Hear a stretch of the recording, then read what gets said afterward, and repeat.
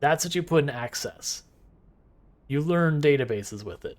You keep like a genealogy for your family in it. You do stuff like that. It's personal project kind of stuff. The moment you're going, okay, I'm going to have multiple users who's going to be you stop. You need a real database now. Like, it's time to put Access back on the shelf. This is not what it's meant for. Oh, I want to try and get to my vehicle in time to hear the radio. I only care about the end. Tropical storm imminent 5 days. Screw you, game. We'll get a couple days here into Rosewood before that rolls in. I just want to see. All right, it's that time. So we're going to put out a prediction. It's helicopter time. I'm amazed that the helicopter waited this late into the stream to show up. So the rules of did we survive the helicopter? From this moment that I have started right now, thank you for the follow, Dad's Week stream. Welcome to the stream. But from the moment we've had this announcement up until the helicopter comes and goes, and then we fall, and then we like go to sleep and wake up. If we take an injury that ultimately gets us killed, we did not survive. Even if it takes us 2, 3, 4 days for it to catch up to kill us, we did not survive. If we do not take an injury, or we take an injury like a scratch and we don't get zombie infected or whatever, like I trip and fall, zombie hits us and we just survive, then we survived. And if we get like dragged down, obviously we did not survive, that kind of thing. So I can do that. Now the question is, where am I taking this helicopter? Because I'm not sure we can get all the way down to Rosewood in time to deal with this helicopter down there. I'm going to try probably, but we're going to do it. I'm going to give you all a minute to like, you know, do your point stuff. I'm going to lower my desk back down to sit down because I'm getting a little tired standing. So I'm going to be right back.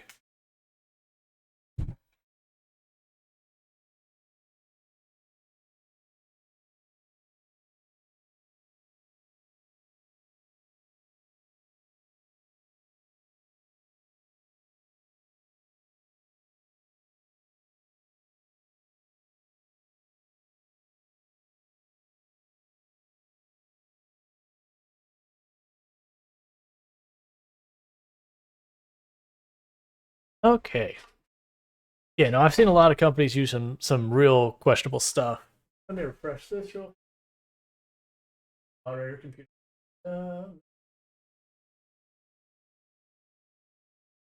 Moderator computer. What do you do? Okay, there we go.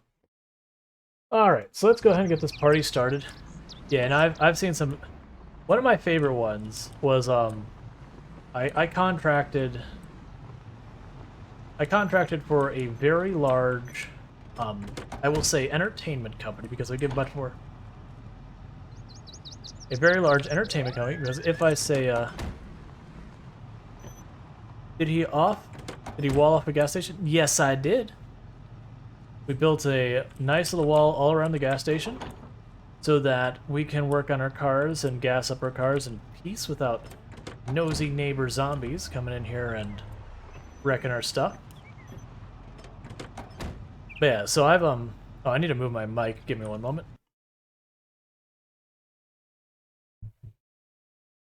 Okay. But I've seen, I will say, a large entertainment company, because if I say any more details, it'll be too obvious the name of the company, and don't dox yourself. But this specific, oh, that's fine. But the specific company had a very, very, very important database for their company. Like, to the point, if that database went bye-bye, it would be billions of dollars lost to this company because they would just not be able to recover in a meaningful manner. That database, however, was proprietary, that they had gotten from a company in France that doesn't exist anymore. And the entire database was in French, both the infrastructure and the database itself, even though the company is not, they're like an English company. And it always found, like, I was always fascinated by that. It's like, okay, so you have it, you can access it and all this. Why are you not migrating off of this database? Like, Why would you keep on this database that is just a ticking time bomb of just losing your your livelihood?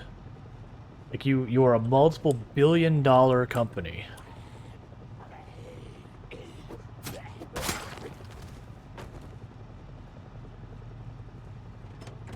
All right. Well, I was hoping to get down to Rosewood. But the helicopter's already here, so that's not happening. Where the hell are we fighting this thing? I guess just this intersection?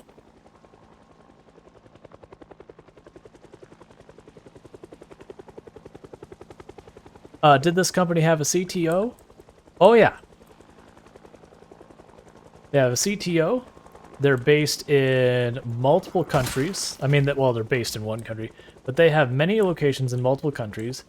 They're many, many, many, many, many billions of dollars company. They have their own, like, within their company, like, their own, like, academy for teaching stuff. There's a whole bunch of things that they do that set world records as far as being, like, the biggest of X, Y, and Z. Like, this is a very, very, very high-end company so far as what they do and everything. Yet, just it's like you know what happens when this database goes down and the company who supports it doesn't exist anymore. And like, it's a niche database in its day, and there's probably like 3 people in the entire world who know how to even work on this database, and they're all, you know, mid to late 70s to 80s, because that would be the age range of people who were learning in that, like the age they would be now, having learned that. You know, it's the same problem of like trying to find like, you know, new talent in COBOL and Fortran, except now it's like niche version of COBOL and Fortran. Well, I was hoping to get down to Rosewood to use this helicopter to draw zombies out. So the people who bet that is going to die, you're probably going to be disappointed, because I'm not expecting pretty much any meaningful number of zombies to show up here, unfortunately. So, this is going to be a pretty weak representation of the helicopter, unfortunately. I hate to say it.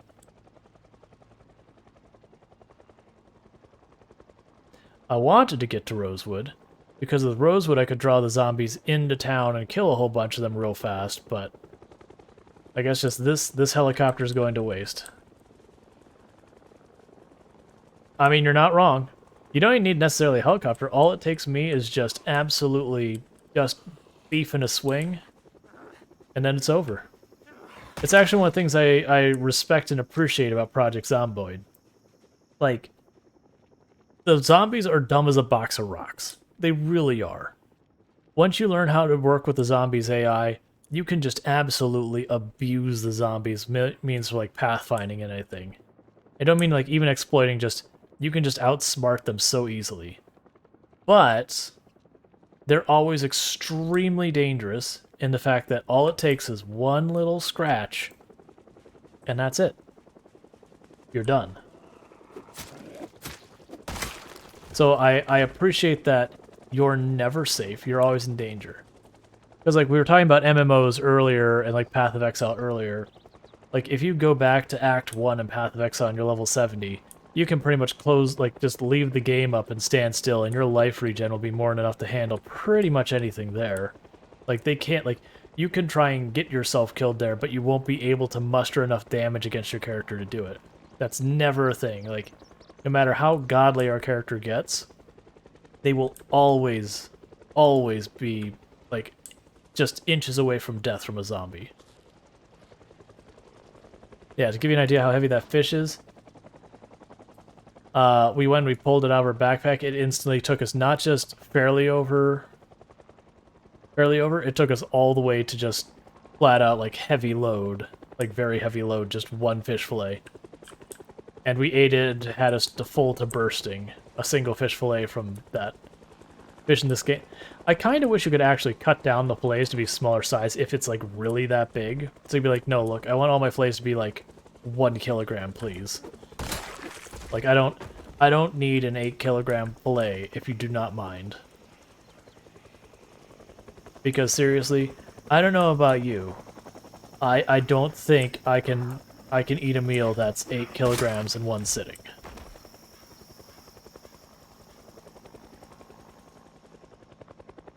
I mean, at least this copter is giving a good couple passes, so it's at least drawing the zombies from as far away to bring as much as it can to bear.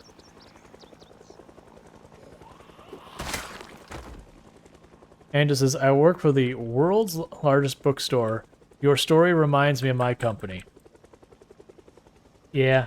I feel like almost all major companies, even tech companies, almost all major companies have those like demons in the closet where there's like some manager responsible for that particular system who's just the one who's like, you know, the don't fix, like it ain't broke, don't fix it kind of thing. And there is some logic to it ain't broke, don't fix it. But then there's also like, okay, look, there's it ain't broke, why fix it? As in, if things break, it's not real bad. And then there's things that when they break, it's like, no, you don't understand. If this breaks, we're turning our lights off and we're turning in our badges because this company goes under levels of break. You fix this. you battle harden this thing. You make it redundant like 6 layers over. This is your livelihood. You don't leave this like as a single point of failure.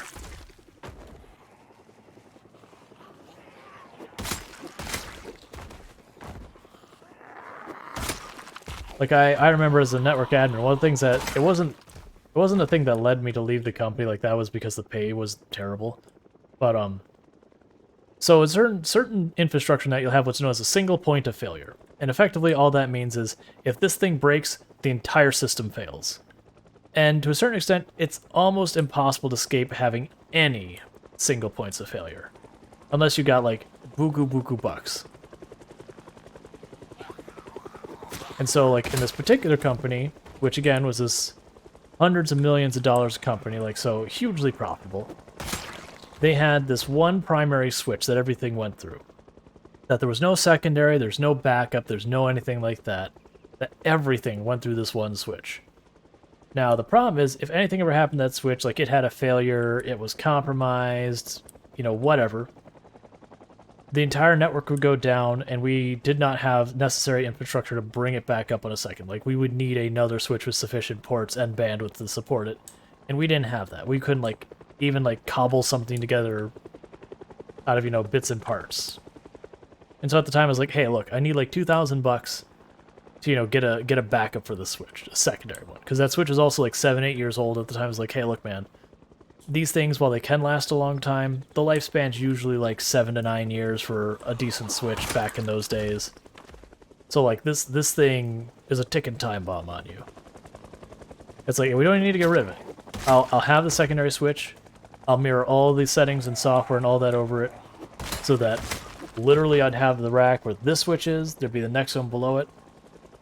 And if there's an outage, I just pull all the cables down, plug it in, and boom, network's back up 5-10 minutes tops. Versus what we had was, okay, the switch fails, like it burns out, whatever. Alright, well, how long will it take to come back? So, we can order the switch.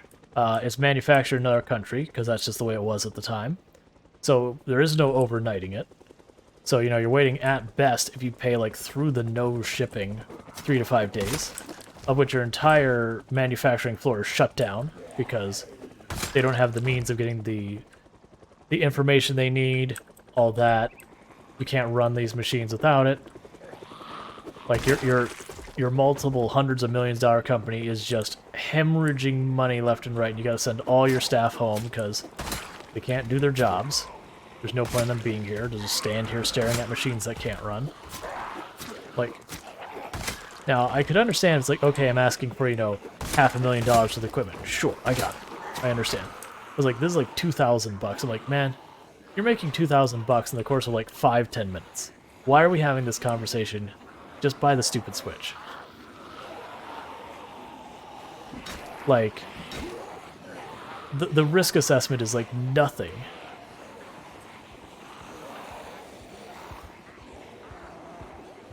Yeah, like, We saw nothing at all, and then suddenly something. All right, let's go around these trees. Let's not get ourselves killed.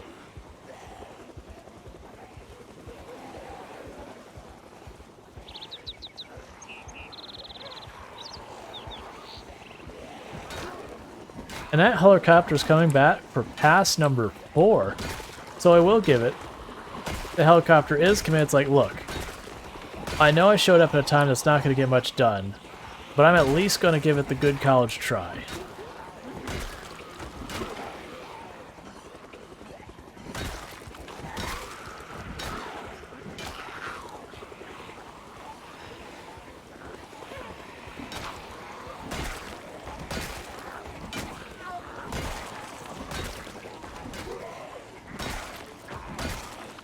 That said, you didn't bring enough.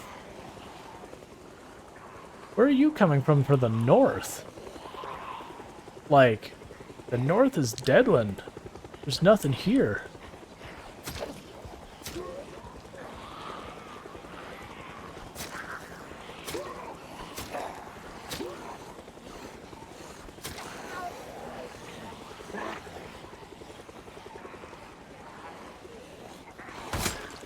Oh yeah. Yeah, for the people who have been tuning in the channel, first of all, if you like what you're seeing, don't forget to drop the follow. Gotta do that. You know how it be. But also, we are currently playing at 16 times population, which is the maximum zombie population the game supports without mods. We are playing with multiple helicopters, so you'll notice we are over a year into the game, and helicopter has dropped by again. But, and I'll get those callouts here in a second. But, so the helicopter has come by again. The helicopter on these settings, which is quote-unquote sometimes, so helicopter shows up about 2-3 times a month. So, kind of a jerk. We do have no respawns on, because the goal is we put as many zombies as the world will handle without mods, and we're going to get rid of them all. So we're going to do like the ultimate purging of the zombies. To that end, we're hitting all the major cities. Like, I'm not going to go into the woods and look out for every single zombie, because I won't even know if the zombies are there to be found. So, you know, that's just... We're going to hit all the major cities. At this point, we have cleared Ekron, which is the city we're in. And by that, I mean, the helicopter brought new friends. We'll kill them, but then Ekron will be clear again. We have cleared Riverside. We have cleared the factory warehouse area. We have cleared the Riverside Country Club. Rosewood, we've done a pretty good number on it. It's not clear yet, but it's looking pretty winded. It's definitely losing steam. But, so we've made good progress. So you'll notice, I only mentioned one of the major cities is actually clear. And we're already at just shy of 60,000 zombie kills. So you're probably going, wait a second. How many zombies are in the world? We don't know the exact number, unfortunately. Because the only time we've seen that someone's done a really good time of like figuring out the numbers of zombies in the map was before the multiplayer update, before Louisville. And that was 900,000 zombies for our settings. So our best guess is somewhere around 1.2 million zombies are probably on this map. Alright, and anyways, thank you for the follow, E-Gravy, and thank you for the follow, the Aeon Worm. Welcome to the stream.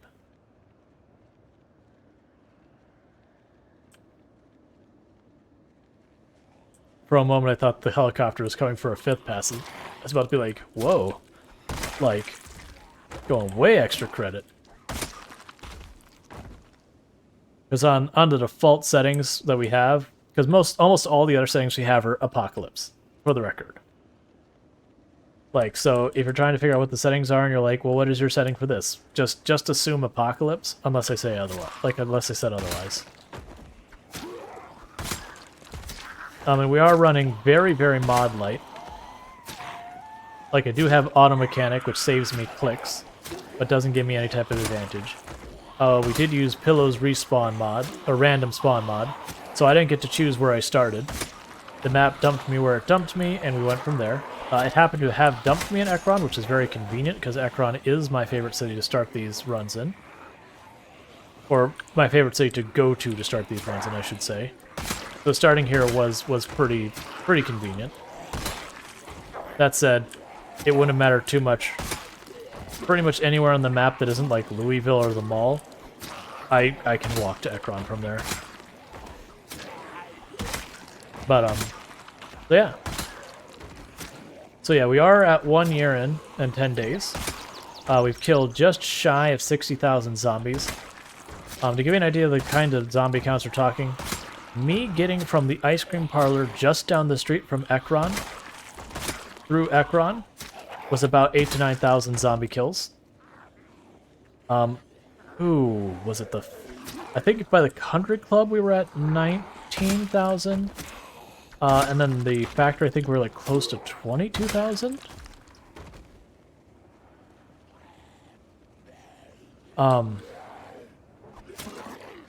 Riverside would have probably been upper to mid 30,000, I think.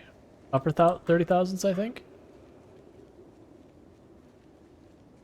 Dan Warren says, can multiplayer handle these zombie counts if the players stay in the same area?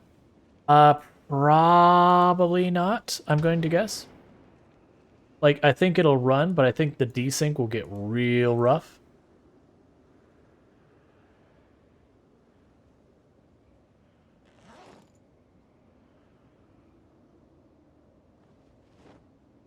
We also don't do burns. We don't do, like, we don't, I mean, we've killed a few zombies by car, but it's not deliberate. It's accidental. Could I show you where I'm at on the map? Sure. If you know where the city Ekron is, it's there, but I'll show you here in just a moment once I'm clear of these handful of zombies. There's one more up in the trees behind me after this one.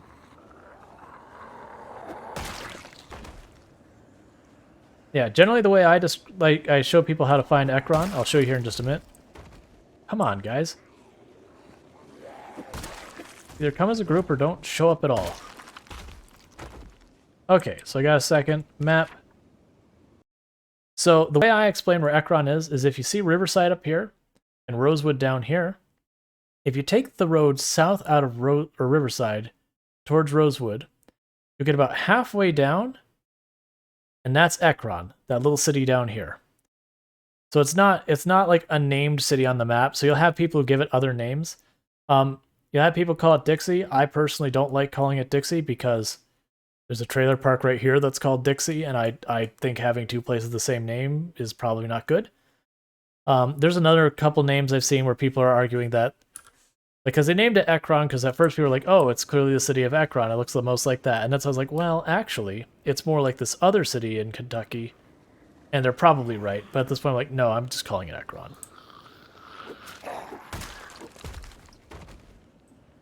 Egrave says there are a couple of multiplayer servers at 8x pop and do okay as long as most players are together.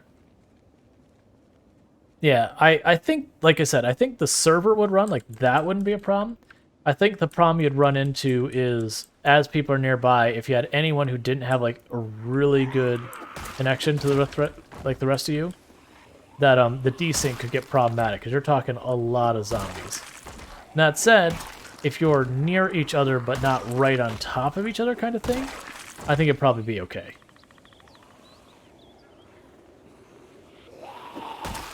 Because I find, from what I've seen, the big issues you run into with multiplayer with desync and all that is when people are either directly piled on top of each other. Sometimes the zombies nearby will do all sorts of quirky stuff. When there's latency, or if you're far away, sometimes like parts of the grid won't load, that kind of thing. Zombies will teleport into existence, that kind of crap.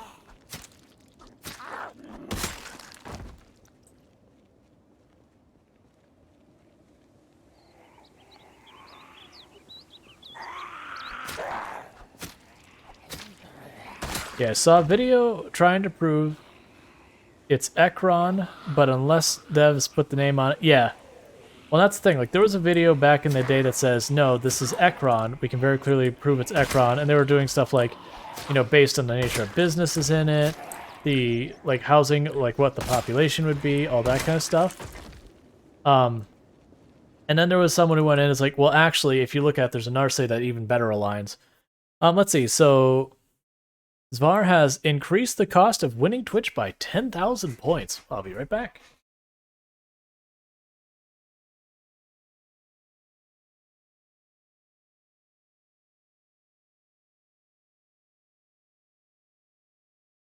Yep, so the cost of winning Twitch has moved up to 170,000 points. So anyone who's looking to win Twitch, I'm sorry, it's just got a little bit harder. It is what it is. You know how it goes.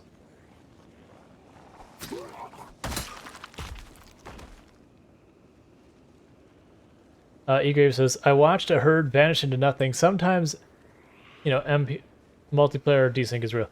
Yeah, no, I've also had where like zombies will be chasing me in multiplayer, and I'll be like in the middle of fighting, and like 2/3 of the group I'm fighting will just turn around and like nope out and walk away, and just like, where's everyone going?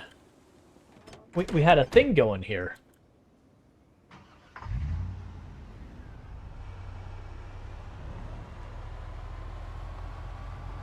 Yeah, I think Lixreg was, or Lixcraig, however you say it. I think that was the one that people were arguing that's like, no, it's really based off of this one.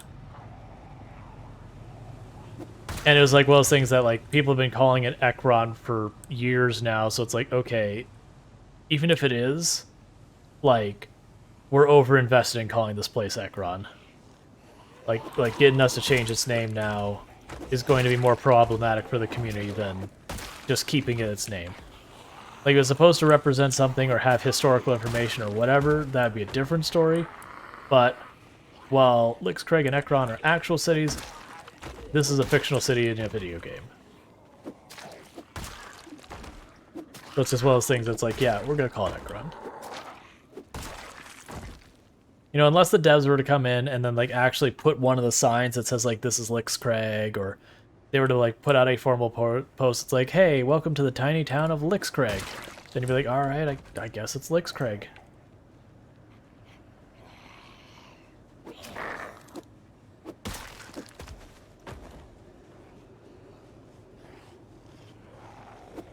Oh yeah, Ekron is one of my favorite cities in the game for starting a run.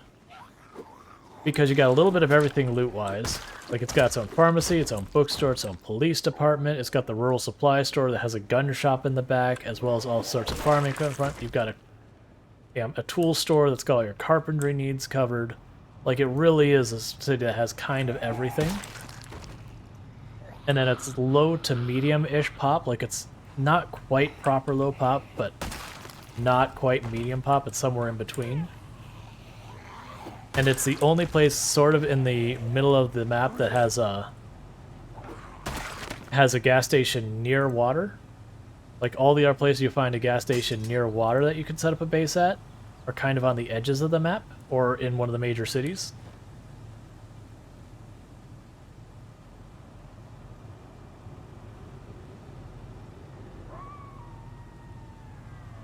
Sorry. Oh, I haven't seen the tool store ever empty. That's interesting. I know you can have, there's a whole variety of things that can happen in-game, like different houses will have different stuff, like, you know, where you'll see a house that'll be all boarded up so it's a survivor house, or, like, randomly the game will decide, okay, that building is burned down this run. I know you can end up having a building that's just got an obnoxious amount of toilet paper, like, all the lootable things are toilet paper.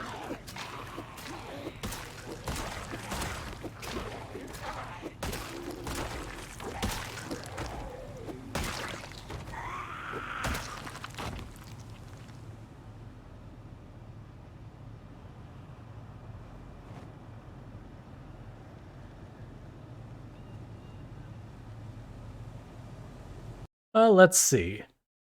You currently only play on vanilla. Yep. Pyro since 1985 says, I think if you spawn next to or in a building, the chances for the loot in those buildings can be drastically lower. I haven't personally seen that, but I mean, I could see that being a thing.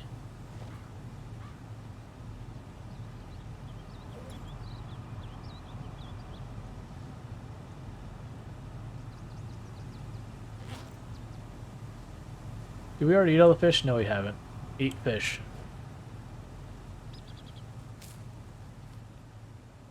Um, 85 kilograms is when we'll go overweight. I'm basically just gobbling down this fish to be done with it. Oh, that's a 3.5 kilogram cut of fish there. That's pretty beefy piece of fish. Eager says, my current runs start in Ekron, but I move out into the woods to build my own mansion. Yeah, and that's actually one of the things that I've talked about a number of times I like about this game, is you can play this game entirely differently, like run after run, and have a completely different experience.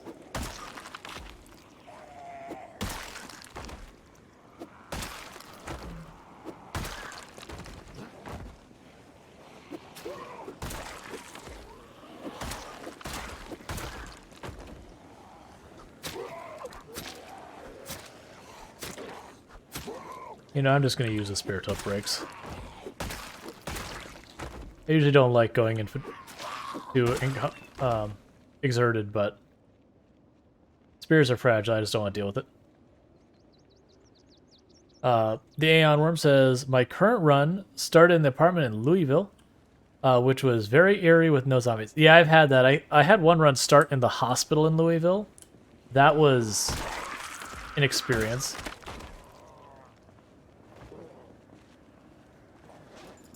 All right. Okay, zombie. You know what? We haven't done like our new player tutorial, like walkthrough, talk through, that kind of thing yet this stream. So we're gonna go ahead and do that. So if you are new to Project Zomboid and looking for a few tips, the first thing I'm going to recommend is before you do worry about anything else in game, go to your options settings here, and you'll notice under this display tab that if you look, there's ISO cursor visibility. By default, I believe this is at 50% now. If not, you should make it 50 or 75%, and I'll show you what that is in a minute. The next thing I'd recommend is the show mouse or cursor while aiming. This is a preference thing, but what this does is if you tick it, your mouse cursor will not disappear while you're holding the right mouse button. I strongly suggest having it on if you're worried about losing your mouse, which, for the record, if you are fighting zombies and you lose track of your mouse, probably die. But the most important one is this aim outline. If you look at this, it'll be on ranged weapons by default. I strongly recommend any weapon, and I'll show you about that in a minute. And then the last setting you might consider is if you scroll all the way down here to rendering and performance, there's this one, blood decals. If you find that you're playing around for a little while and you start noticing, you know, the performance getting a little not great over time, especially if you're talking high pop or longer runs, blood decals is probably your problem. So what ends up happening is every time you kill a zombie, splat, a little bit of blood goes on the wall, on the floor. It's kind of cool, especially if you have, like, you know, you had that epic battle in that hallway the one time, and then you loop back through and go, oh yeah, there's that epic battle. I see all the blood here. So that can be cool for, like, past storytelling. The problem is they never go away, like, ever.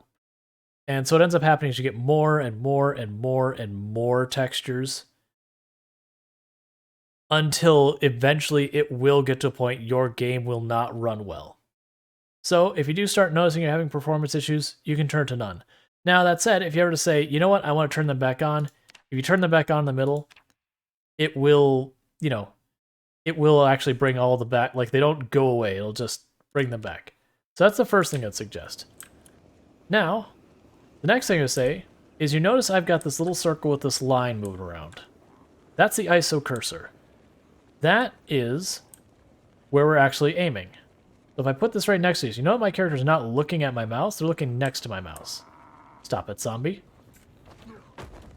So that's where you're actually aiming, so that's the reason we want to have that visibility. Next thing you notice is when the zombie gets in range, we get a green border around it. So that means it's in range for me to shove. Versus when it's not in range, no dice. So that's that border. Now I'll show you another thing, a nice... Hold, please. It's supposed to be one of you. I'm teaching people things, if you don't mind. Okay. Yeah, I was actually like, that would have been terrible. So one of the other things and why this is so useful is you'll notice I'm very obscured behind this. There are vehicles tall enough you can't see, but I still see the zombie through it. So that's good to know. Now I'll show you another thing. If you knock over a zombie, be it you swatted them with, you know, your nightstick, or you push them, or whatever, they fall through a window, whatever, they get knocked down, and bear with me, I'm just going to go ahead, and we're a little hungry, so, I mean, we're not actually hungry. I'm going to get you a salad anyways. You know, it's fine. The zombie's chilling here, not a big deal. Oh yeah, I got my spear sword. Let's put that back on her back. Oh, I want to get that out. As you can see, that zombie's not going anywhere. It's not a threat. It can't hurt us. Now, this is not true if it's a crawler. Don't stand on crawlers. But you get the idea. This zombie, it can't do anything as long as you or another zombie is standing on it. So that is something to be aware of when you're fighting groups of like 2 and 3. You can take one of the zombies out of the fight. Let's see, is there anything else I need with you, zombie? I'm thinking. Nope. Okay.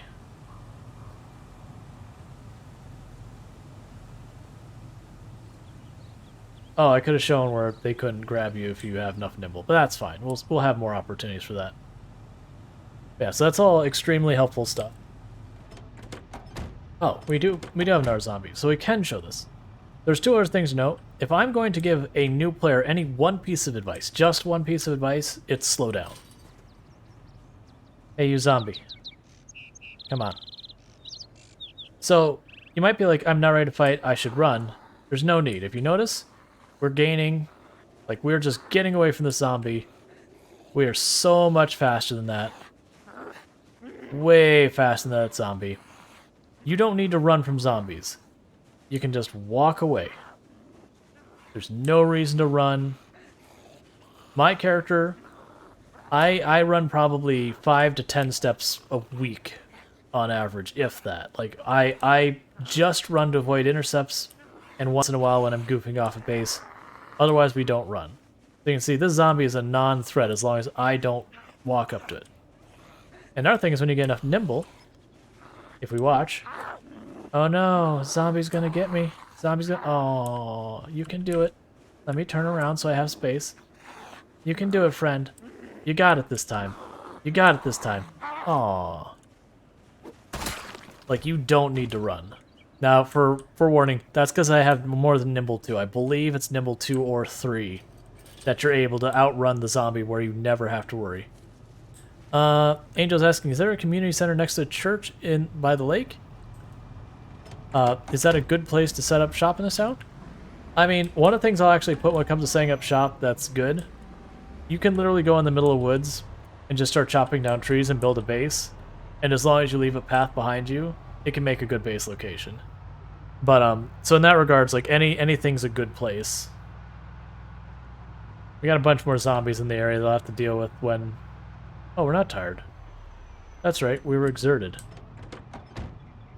Yeah, no, that wouldn't be bad. I think the church would be an interesting one, because you could take apart the pews, and it's 2 stories indoors. So you could go and build a staircase and make, like, 2 entire floors inside a building very easily. That said, I am very particular to building on gas stations or near gas stations. Because gas. Gas is super awesome.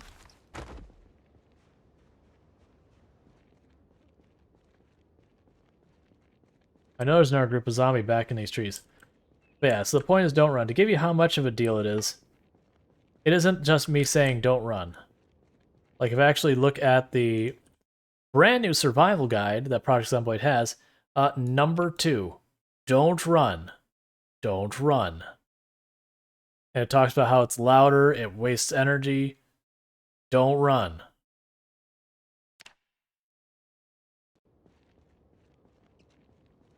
That is the one mistake I see new players make the most, that they're just like, oh, it's a zombie, gotta run.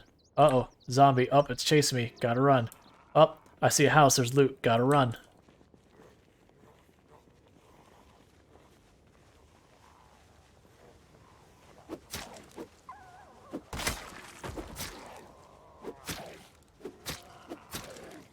And then the problem is, like, it uses so much stamina that you run and you go, oh, there's the zombies in the way of my base, now I need to fight them. And you poke it once and it goes moderate exerted. And the thing is, moderate exerted is a damage penalty. And we're not talking like a 5% damage penalty. We're talking like a 20 or 30% damage penalty. And then like this drowsy is like a 20 or 30% damage penalty. I don't actually know how much drowsy is. It's significant. It's a pain in the butt. They do stack. So you very quickly go, okay, it's going to take me 2 stabs with the knife to kill a zombie. Okay, well now it's going to take 8 stabs for me to kill a zombie with my knife. And each one of those stabs is more stamina usage, more tiredness, which means it's just this feedback loop that gets you killed. Yep, and I'll actually show you that in a second, Aeon Worm. That was kind of the next thing on my list. I just want to get down to 1 zombie here. Because it's not that you never, ever, ever run. It's like you run with purpose. You have a very specific reason you are running in this mode. Because, like, for one thing, let's say I'm going through a door and I got this zombie here blocking the door and I went out, but I'm not in a position to fight. Like, I'm in rough shape. My hands are hurt. I can just run at a zombie and you kind of elbow your way past. And that's perfectly safe to do, with the only caveat is do not run into 2 or 3 zombies. 1 zombie. If you run into 2 or 3 zombies, you'll go off balance, and then you'll trip. And then bad things happen to you while you're laying on the ground. All the zombies go, hey look, this food has laid itself upon us.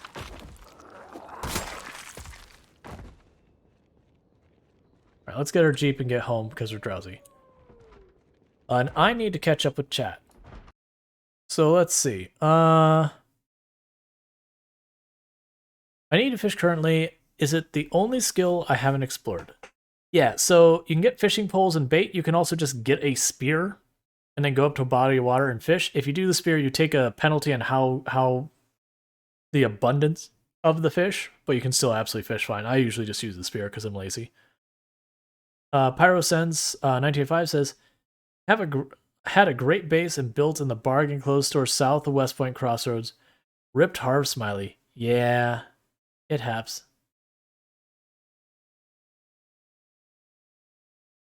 Let's see. Yeah, we already covered the if you're getting grabbed, it can be useful. Briefly tap run just as you turn around since it's slightly... Oh yeah, you can also do the turn around. Yeah, no, the full run is like only sprinters. Like, that's the only time I've ever seen a reason to use it.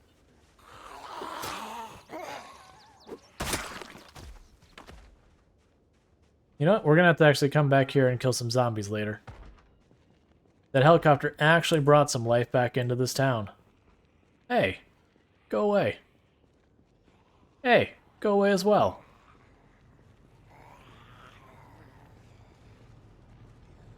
Oh yeah, you can break, like, I'll actually show here because I really don't want to fight all these zombies right now. Because we're drowsy, and while I certainly could make it work, I just don't want to deal with it. We're gonna get some zombies together because I want to get them away from my vehicle.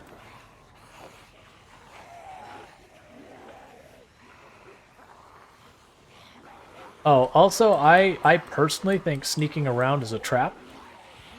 Like, it's a playstyle if you want to do it, great. Like, no, you're making it harder for yourselves. You're not making it easier for yourselves by sneaking around.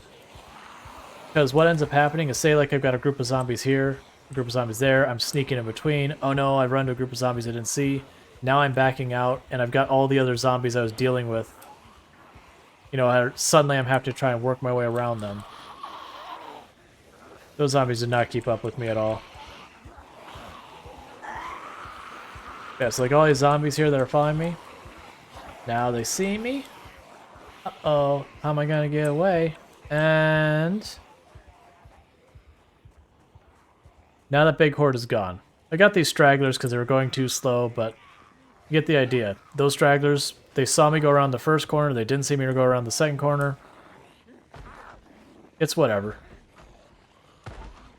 Another trick is when you see like these trees and all that, if I put the tree, like I cut like this, so the tree's right behind me, and I keep the zombies in that cone, they'll eventually lose me, and so I can keep moving to put more and more of those cones over it so they just don't know where I went.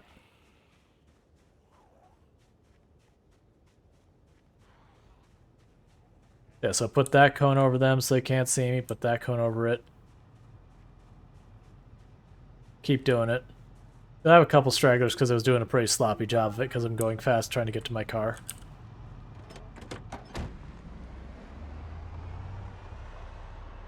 Like, it's not going to help you if you're in the middle of town and insane pop, because no matter what you do to like cut around buildings and that, you're just gonna walk into more zombies kind of thing. Oh, I never emptied my car. I need to do that. But even if you get like a helicopter, you got like 200 zombies around you. If there's not zombies in front of you, all you have to do is you don't even have to like cut the corner tight because that can get you in trouble. You can go wide and then go like around the corner like really sharp and just run till you get out of line of sight. Like that kind of thing is fine. It's just be purposeful in your running. Yeah, like 100% I see people that they play the game and I see them, they loot their first house, they run out the door, they run into the next house, they loot that house, they run out the door, they run to the next house, they loot that house, and they run to a zombie, and they're already like moderate exerted, like halfway to high exertion because they ran between all the houses.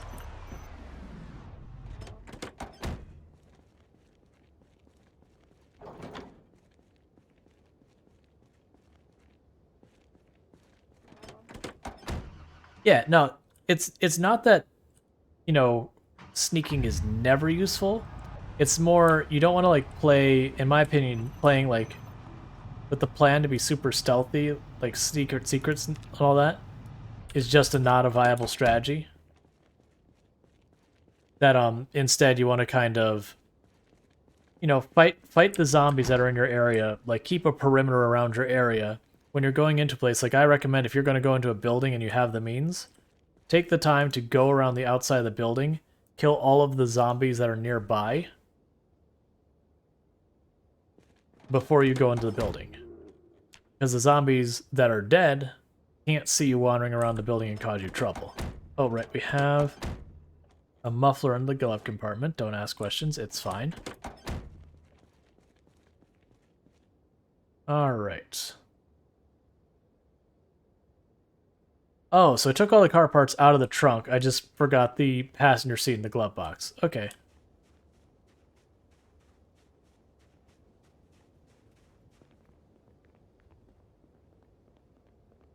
Yeah, and the last time I did this run, that's actually how we lost, like how we lost at the end. Was I was looking for the expert tailoring book, which I really didn't need, but I'm greedy and I'm stubborn. And so it's like, okay, I'm going to go get the expert tailoring book, so I'm going to start checking all these houses in Riverside since I still haven't found it yet. They're ritzy, they all have bookshelves. Let me go looking. And I didn't clear around the outside of the house. Went into the garage, closed the door behind me, and a zombie had seen me through the window that was broken, climbed in without making a single noise the entire time, and just waited at the door, didn't bang on it, didn't anything, just waited there. So I felt 100% safe in there, because we had cleared the area so much, but I hadn't like gone around to check behind the building or whatever. I opened the door, strolled right out like I owned the place, and the zombie just came right up behind me and went, "Hi," and bit us. It was one of those ones, like, there's deaths in this game that's like, okay, I misplayed a fight. You know, whatever, like, that happens. You know, I learned something. That run felt bad because, like, this is my fault. I know better. I was impatient, and I was punished for it. Like, there wasn't a thing to learn. I already knew the lesson. I just ignored the lesson.